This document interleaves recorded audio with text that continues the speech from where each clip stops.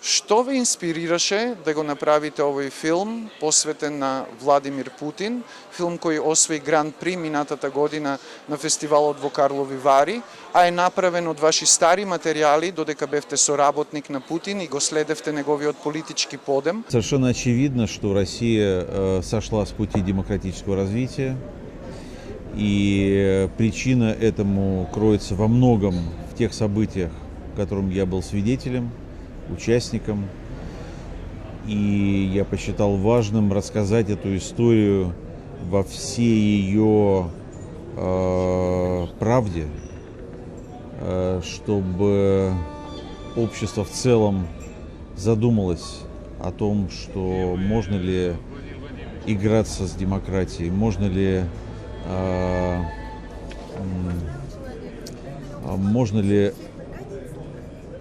недемократическим путем спасать демократию.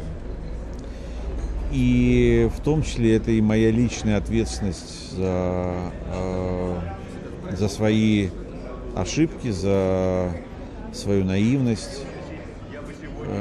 И это во многом моя личная, для меня это личная картина. И очень важная, как оказалось, не только для России, но и для многих стран. Потому что демократия в целом сейчас находится в не лучшем своем состоянии. Дали после филмот сведоците на Путин почувствувавте некаква загрозеност по прашање на вашата безбедност? Дали имавте притисоци па решивте со сопругата да заминете во 2015 и да живеете во Латвија? Вы знаете, мы с женой уехали из России в знак собственного несогласия с политикой России в Украине, аннексией Крыма. И когда это произошло, для нас было очевидным дальнейшее развитие событий. И, к сожалению, все по этому сценарию и пошло. Что касается моей личной безопасности, в принципе, сопротивляться российским властям опасно.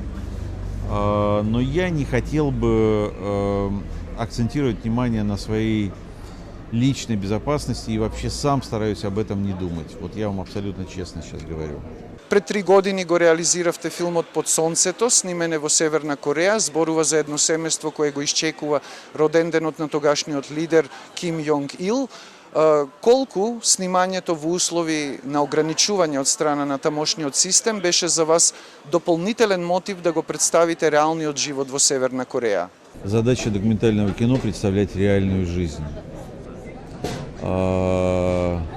Цель диктатуры — скрыть реальность от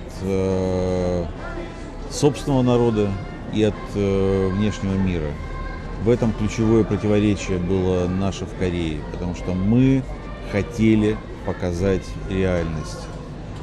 И реальность была ужасающей. Живееме во свет кој е политички поделен, економски зависен, има бројни предизвици од глобално загревање до мигрантски кризи, па според вас каква треба да биде улогата на современиот документарист?